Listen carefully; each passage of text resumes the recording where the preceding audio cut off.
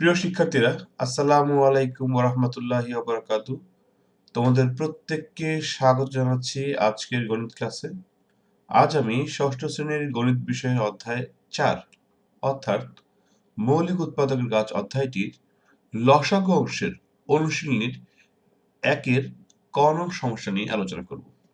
তাহলে চলো আমরা লসাগু অংশের অনুশীলনীর ১-এর ক নং সমস্যাটি সমাধান করি।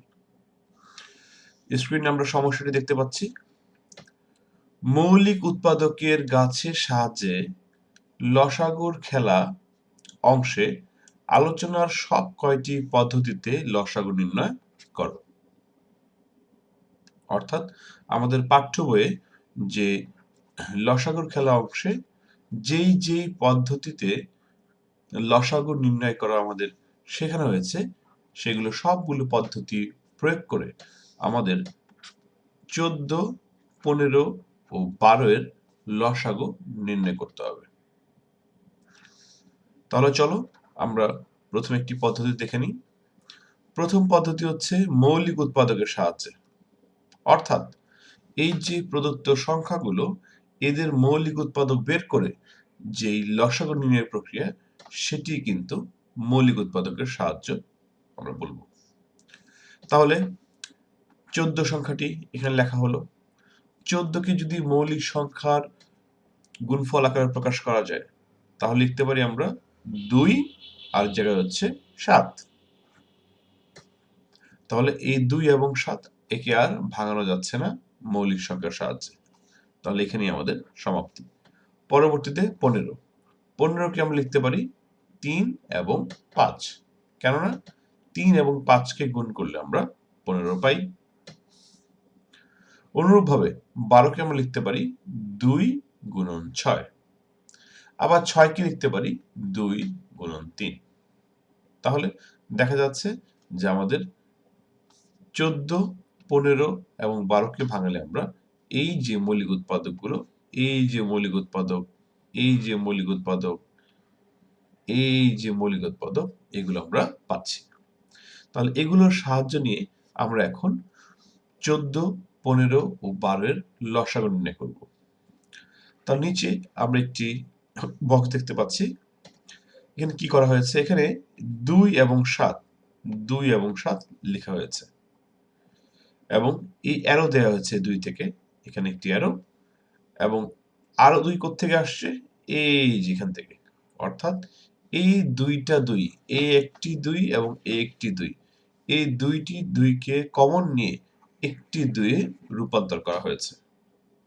অর্থাৎ এই যে ২ সংখ্যাটি আমরা দেখতে পাচ্ছি, এই যে ২ সংখ্যাটি দেখতে পাচ্ছি এটি মূলত এই ২ এবং এই ২ এর প্রতিনিধিত্ব করছে। অনুরূপভাবে ৭, এই যে ৭ দেখতে পাচ্ছি এই ৭টা হচ্ছে মূলত এই ৭, আর কোনো ৭ কিন্তু আমরা দেখতে পাচ্ছি না। ঠিক একইভাবে এই যে ৩, এই ৩ হচ্ছে এই ৩।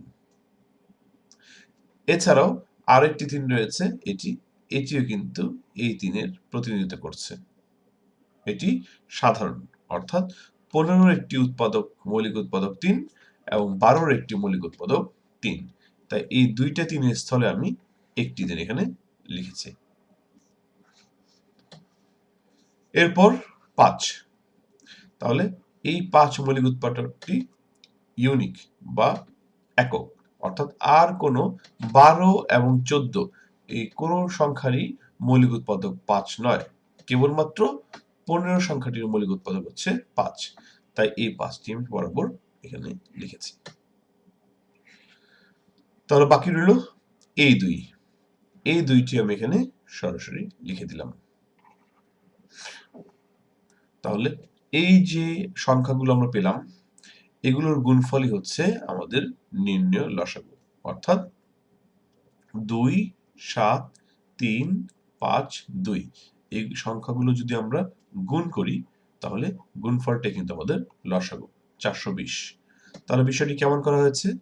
২ গুণন ৫ হচ্ছে ১০, ১০ গুণন ৩ হচ্ছে ৩০, ৩০ গুণন ৭ হচ্ছে ২১০, আর 210 গুণন 2 হচ্ছে 420। তাহলে 14, 15 এবং 12 এর লসাগু হচ্ছে 420। এটি ছিল আমাদের মৌলিক উৎপাদকের সাহায্যে প্রকাশ। তাহলে চলো আর একটি পদ্ধতিতে আমরা 14, 15 এবং 12 এর লসাগু নির্ণয় করা শিখি। এই পদ্ধতিটির নাম কি? এটি হচ্ছে ইউক্লিডীয় প্রক্রিয়া। বিখ্যাত গণিতবিদ ইউক্লিড এই প্রক্রিয়াটি প্রদান করেছেন বা এই প্রক্রিয়ার মাধ্যমে লসাগু বের করেছেন বলে এই প্রক্রিয়াকে ইউক্লিডীয় প্রক্রিয়া বলা হয়। প্রথম কাজ হচ্ছে আমাদের সংখ্যাগুলোকে কমা কমা দিয়ে লেখা, 14, 15 এবং 12। এখন মৌলিক সংখ্যা অর্থাৎ 2, সর্বনিম্ন মৌলিক সংখ্যা 2 দ্বারা আমরা এটিকে ভাগ করব। যে কোনো 2টি সংখ্যা বিভাজ্য হলে আমরা 2কে নিয়ে কাজ করতে পারব। তাহলে এই 2 14 এর মধ্যে কতবার যায়? 7 বার। 2 15 এর মধ্যে যাচ্ছে না, অর্থাৎ নিঃশেষে ভাগ হচ্ছে না, তাই এই 15 যা ছিল তাই। তাহলে এই 2 12 এর মধ্যে কয়বার যায়? 12 এর মধ্যে 6 বার যায়, সেটা আমরা লিখেছি এখানে। এবার পরবর্তী ধাপ। তাহলে পরবর্তী ধাপ হচ্ছে এই মৌলিক সংখ্যাটি 3 দ্বারা ভাগ করা। 3 দ্বারা 7কে ভাগ করা যায় না, তাই 7 যা ছিল তাই। কিন্তু 3 দ্বারা 15কে ভাগ করা যায়। 3 দ্বারা 15কে ভাগ করলে আমরা পাই 5। অনুরূপভাবে 3 দ্বারা 6কেও ভাগ করা যায়। 3 দ্বারা 6কে ভাগ করলে আমরা পাই হচ্ছে 2। এক্ষেত্রে একটি বিষয় লক্ষণীয়, এখানে যদি 2 দ্বারা ভাগ দিতাম তাহলে কি হতো? শুধুমাত্র একটি সংখ্যা বিভাজ্য হতো। কিন্তু ইউক্লিডীয় নিয়ম অনুযায়ী কমপক্ষে 2টি সংখ্যা বিভাজ্য হতে হবে। তাহলে আমরা সর্বশেষ কি পেলাম? 2, 3, 7, 5, 2। এই যে অংশটুকু, এই অংশটুকু আমরা এখানে লিখে ফেলেছি।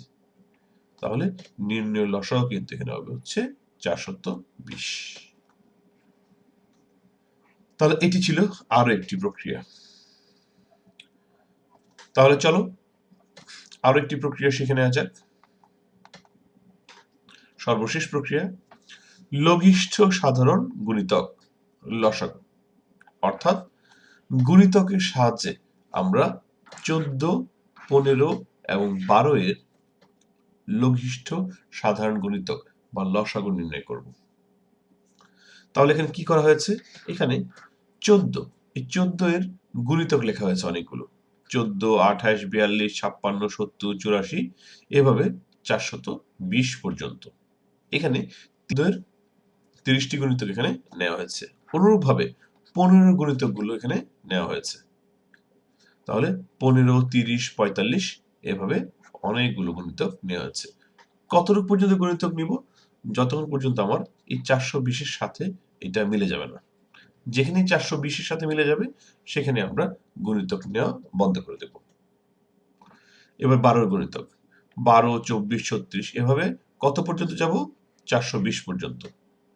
420 পর্যন্ত গিয়ে আমরা স্টপ। এই 420ই কিন্তু আমাদের লঘিষ্ঠ সাধারণ গুণিতক। অর্থাৎ এখানে অনেকগুলো গুণিতক আছে, এর মধ্যে সবচেয়ে লঘিষ্ঠ সাধারণ গুণিতকটি হচ্ছে 420। দেখা যাচ্ছে 14, 15, 12 এর সবচেয়ে ছোট সাধারণ গুণিতক 420। সুতরাং নির্ণয় লসাগু 420। তাহলে শিক্ষার্থীরা একটি বিষয় স্পষ্ট, লসাগু আমরা যেই পদ্ধতি প্রয়োগ করেই নির্ণয় করি না কেন সকল ক্ষেত্রেই আমাদের উত্তর একই হবে। যেমন লঘিষ্ঠ সাধারণ গুণিতকের মাধ্যমেও 420, ইউক্লিডীয় প্রক্রিয়াও 420 এবং মৌলিক উৎপাদকের সাহায্যে আমরা পেলাম 420। তাহলে উভয় ক্ষেত্রেই আমাদের উত্তর আসছে 420। প্রিয় শিক্ষার্থীরা, আশা করি তোমরা সকলেই সমস্যাটির সমাধান বুঝতে পেরেছ। সাথে থাকার জন্য ধন্যবাদ সবাইকে।